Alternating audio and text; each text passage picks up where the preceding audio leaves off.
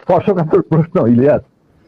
নিজের বাদ্য নিজে বাজানো অনেক সময় ঠিক হয় না, কিন্তু তুমি যখন প্রশ্ন করেই বসলে, আমি একজন আমি আমি এই জন্যই বললাম যে আপনার নিজের ঢোল আপনি যেটা মানে বাজানোর কথা বলছেন, আপনি তো বাজান নাই, 50 বছর চুপ ছিলেন। যেই স্বাধীনতা আপনারা এনে দিয়ে গিয়েছেন, সেই স্বাধীনতা না আসলে তো আজকের শেখ হাসিনা যে অবস্থায় দেশকে নিয়ে গিয়েছিল, সেই 75-এর পরে আর হয়তো 2-1 বছর লাগতো শেখ মুজিবের সেখানে নিয়ে যেতে। তো আমাদেরকে এই যে উদ্ধার করে দিয়ে গিয়েছেন, এই কৃতজ্ঞতা বোধটা বাঙালি জাতির নেই, যে কারণে আজকে মেজর শরীফুল হক ডালিম বাংলাদেশের মাটিতে নেই। অথচ আপনাদেরকে সর্বোচ্চ সম্মাননা দিয়ে আমাদের দেশে রাখা দরকার ছিল, সেই সম্মানটুকু আমরা দেখাতে পারি নাই বলেই মাঝে মধ্যেই আবার 2024 আসে।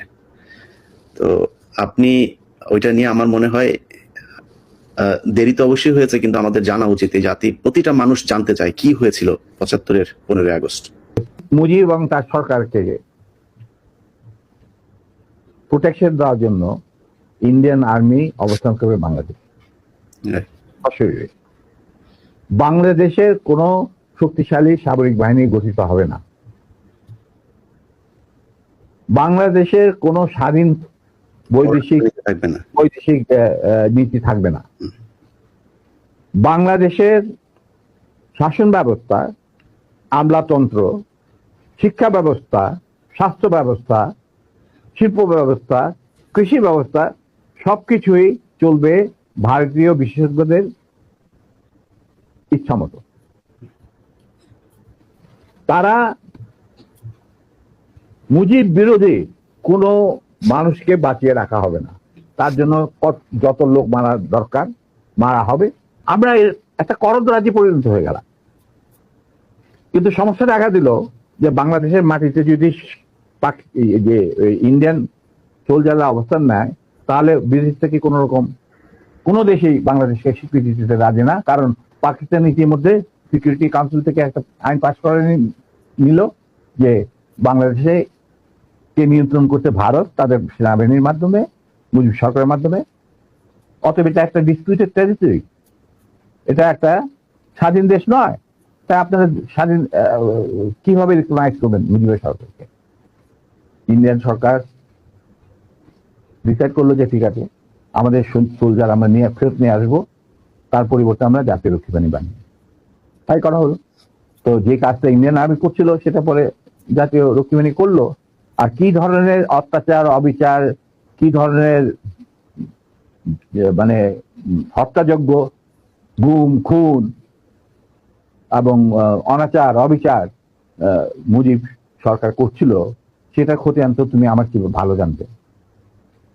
তারপর দেখা গেল যে সেই সূতিকাগার থেকে মুজিব কায়েম করলেন একদলীয় এক ন্যায়তত্ত্ব স্বৈরাচার শাসন বাকশাল, এবং নিজেকে তিনি আজীবন রাষ্ট্রপতি হিসেবে ঘোষণা দিয়ে এই বাকশাল করার পর মুজিবের শক্তি বেড়ে গেল, তার নিষ্ঠুরতা এমন অসহনীয় পর্যায়ে চলে গেল ইলিয়াস।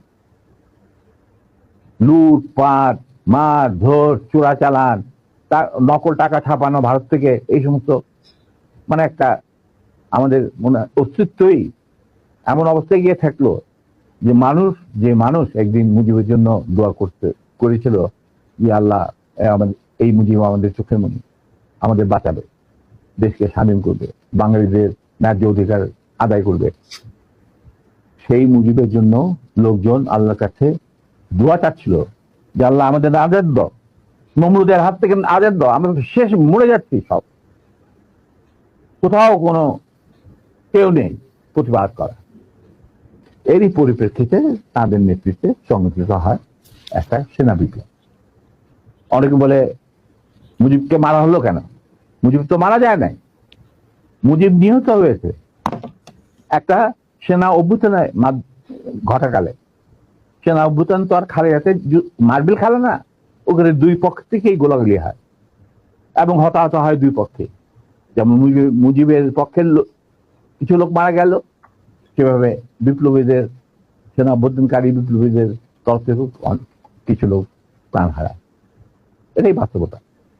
কিন্তু তারা বিজয়ী হয়ে গেল, বিপ্লবীরা বিজয়ী হলো, তারা ক্ষমতা তাদের নিজের হাতে নিয়ে নিল।